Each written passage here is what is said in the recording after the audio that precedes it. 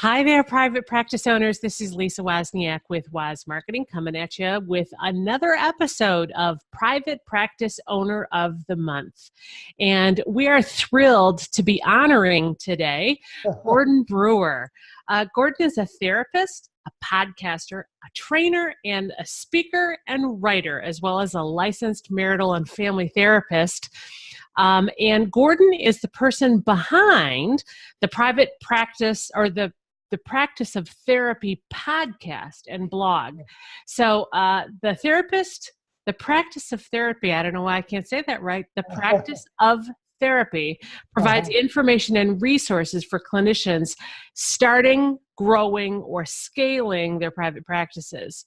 So Gordon's worked in the human services and mental health field for over 30 years, and he's previously worked in agency settings and is currently in private practice as a therapist, and he's also the owner of a group therapy practice called Kingsport Counseling Associates in Kingsport, Tennessee. He's also served as an adjunct instructor and internship supervisor at East Tennessee State University, and he's married to his lovely wife, Mary, also known as Sister Brewer, and they have one daughter, Rebecca, who's an environmental educator. Gordon is also a clergy person in the Episcopal Church, where he works as a vocational deacon. So welcome, Yes, Gordon. well, I'm so thrilled to have you. Yes, I'm so glad to be here. So listen, I'm going to just dive right in here because I am so intrigued by your background and the things that you're doing out there and how you're showing up for other therapists. I just have a ton of questions that I want to ask you. Okay. The thing that intrigues me the most, among many, is the fact that you have this wonderful podcast. And I would love to know how you came upon the idea of doing a podcast in the first place. Okay. So I'll try to keep the story short. So around 2013, 2014, I realized that I wanted to jump into private practice in more earnest. I was, you mentioned in my bio that I'm also a clergy person in the Episcopal Church. So I had transitioned out of agency work. I realized that I really wanted to jump into private practice more earnestly. And so around that time, I had gotten real interested into listening to podcasts and all that sort of thing. And so I was looking through, and lo and behold, I discovered Joe Sanok and the Practice of the Practice. And Joe, since that time, has turned out to be a great friend and mentor to me. But as I was listening to his podcast, I realized that, okay, a lot of the stuff he's talking about, I kind of knew already, not to discount the information he's giving, but kind of knew all that. And I thought, what would it be like for me to simply blog about those things and talk about those things on a blog? So around 2016, I started the Practice of Therapy website or a blog. And so I lucked out on the name, just did a search. I thought the word practice was very fitting, and I'm a therapist, so looked it up, and lo and behold, practiceoftherapy.com was available. So I jumped on it. I started in on it with the mentality of, I don't know how long this is going to take to grow or to build, but I've got to start someplace. And so I just started doing a blog every week and just writing about stuff that I thought would be interesting to people. I guess I was listening to probably Pat Flynn. I don't know if you're familiar with who he is. He does it's not therapy related, but he does this thing called Smart Passive Income. And I was really trying to learn about how to kind of monetize the blog and be able to bring in income from that. But I started listening to his podcast, and I was listening to Joe's podcast and started listening to some other podcasts, and thought, well, duh, I listen to so many podcasts, why not do a podcast? And so in 2017, I added the podcast. And so again, I love to bootstrap and figure things out. So I researched it, learned how to do it, and so started the podcast in 2017. And so in August this past year, podcast was a year old, and boy, I've just been blown away by how much it has just grown and taken off. I was looking at my statistics yesterday when I published this week's podcast. I hit a milestone, so I'm going to do a fist pump here. I had over 3,000 downloads of the podcast in January. So that was a huge milestone for me. So, so it's just kind of taken off. Now, that was a long answer to your question, Lisa. So hopefully. No, I love it. I love to hear the story behind the vision. As a marketer, I've always thought that podcasts are a brilliant way to grow a business for a whole lot of reasons, but I would love to hear your experiences. Yeah. So the thing about, and you know this as a marketer, just to build it is not enough. And so, it's that whole field of dreams kind of mentality, build it and they will come. But that, you got to build it, then tell them about it. And so I've been, I've been really pretty active on Twitter, and, we mentioned LinkedIn before we started. And so I had been pretty active on that and developed a lot of followers on those two platforms.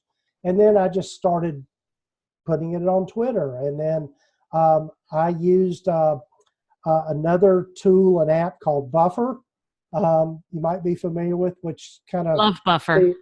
Feeds into the various social media places.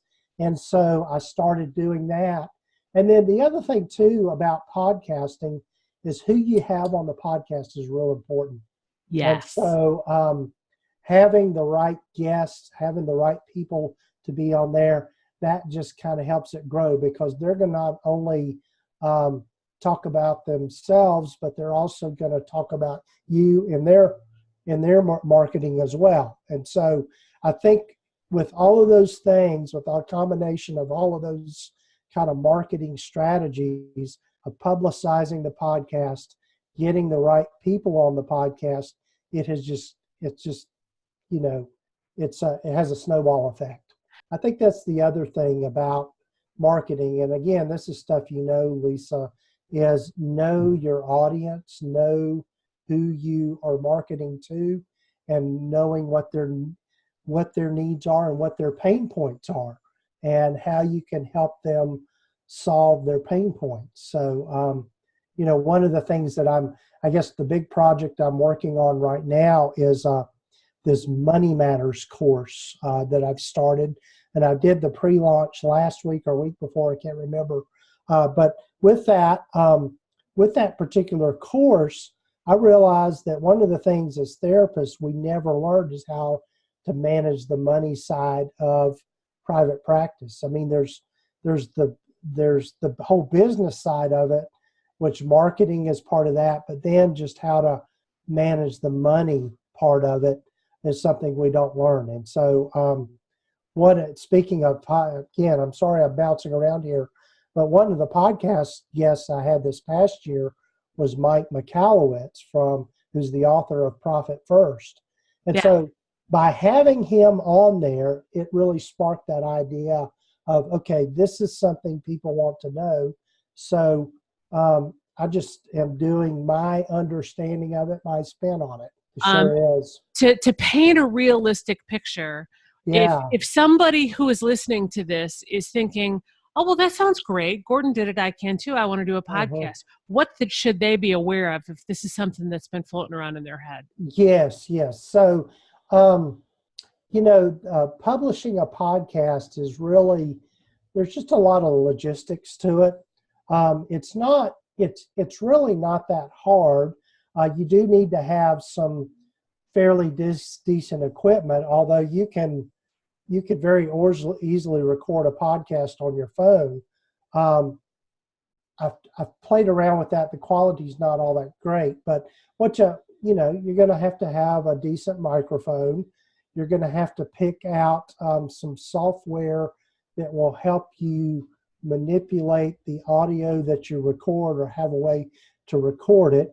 And then you need to kind of edit it in a certain way so that it sounds good and everything fits together. And then you have to have a separate hosting service, a place to store the recording on. One of the things I did learn, though, podcast production is very time consuming. I got it down to where from recording, writing the show notes and all of that, I got it down to eventually about 2.5 hours to do all of that. That's impressive.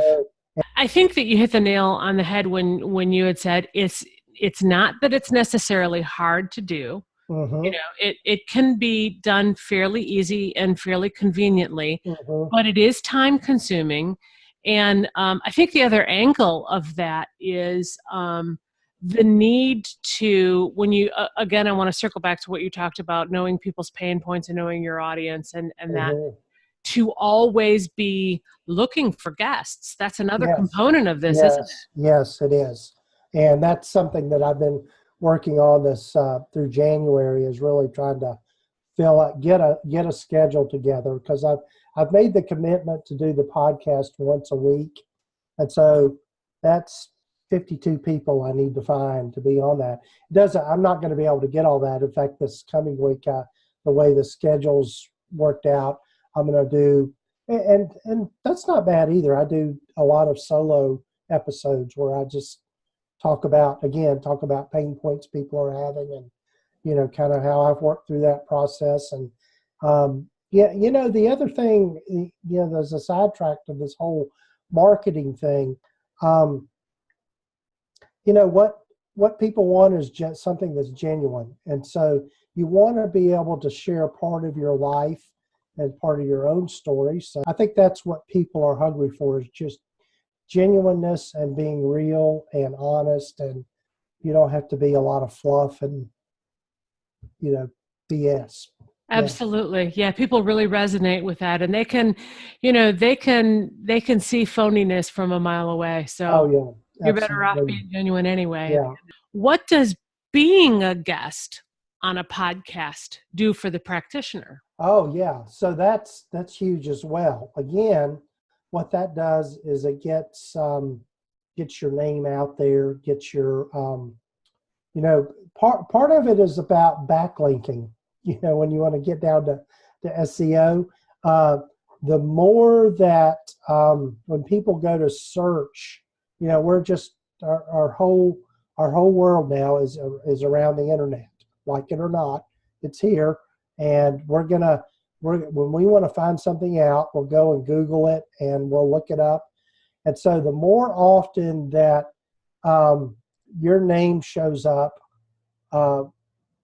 along with in relation to other people that have credibility, social credibility, that's just going to help you in your practice. Yeah. So circling back again, from the perspective of the practitioner who's wanting to be the guest on the podcast, is what's the strategy that they should use to become a guest on somebody's podcast? Because that's kind of like I don't want to say a touchy subject, but it has to be handled gracefully.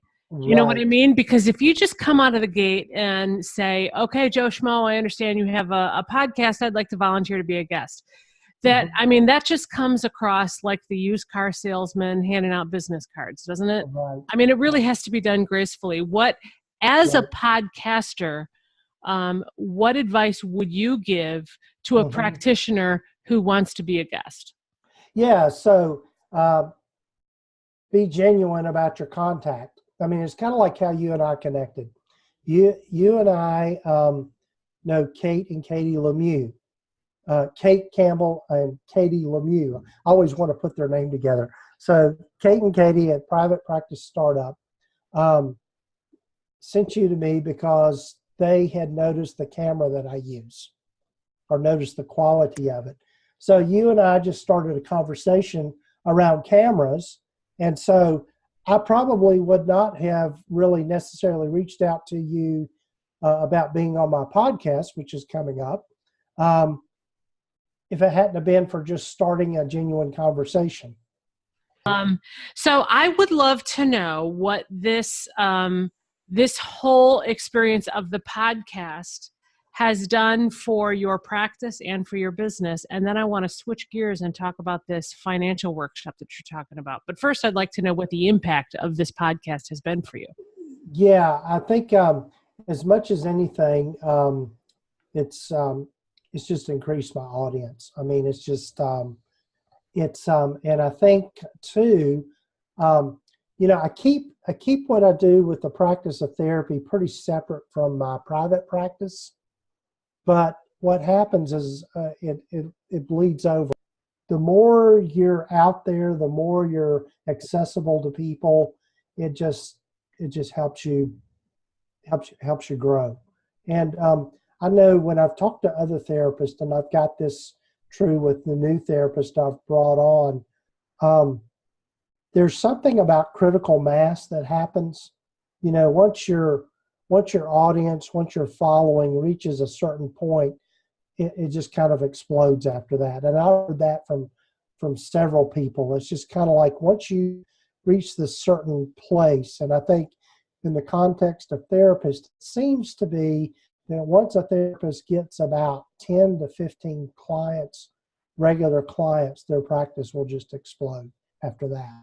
Switching gears for a moment, the other way that I love that you are showing up in the world for the mental health community is this workshop that you're offering on financial stability, which again, I think is fantastic because as practitioners there's not always a concentrated effort to be thinking or talking in terms of finance. It tends to be a subject that a lot of folks shy away from, but you've embraced it and taken it by the bull, by the horns, and head on decided to address it. Talk to me about that. A lot of the things that go into being confident into being able to manage a private practice, to run a private practice, is knowing that it's going to be financially viable, that they're going to be able to live off of what they do. And so what I did is I developed this course that I'm working on.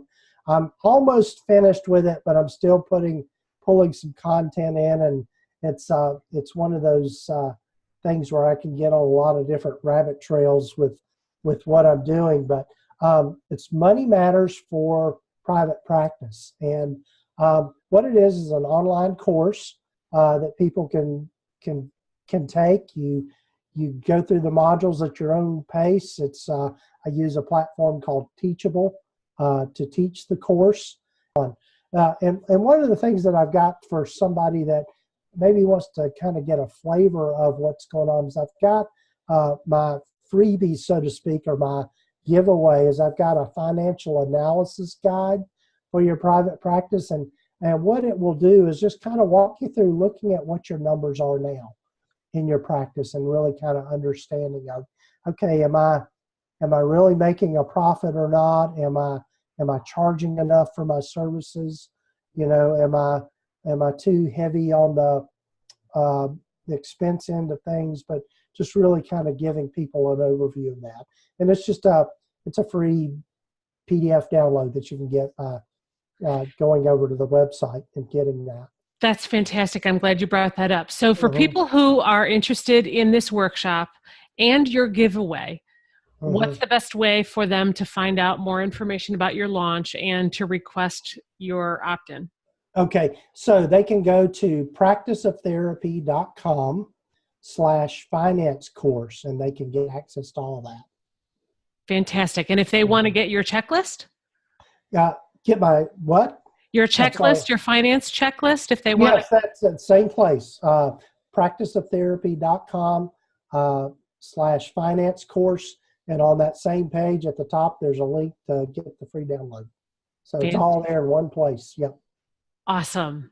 Well, listen, we really appreciate you being with us today and talking about your experiences with podcasting and the need for practitioners to be focused on the financial end of their business. It's absolutely been a pleasure. So thank you, Gordon. Oh, well, thank you, Lisa. I'm so excited that you asked me to be here.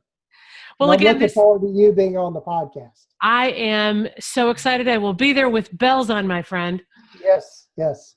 So again, folks, this is Lisa Wozniak with Woz Marketing, celebrating Gordon Brewer as our most recent recipient of the Private Practice Owner of the Month, and we're here to help you navigate your yellow brick road. Have a great day, everyone. Thanks, Lisa.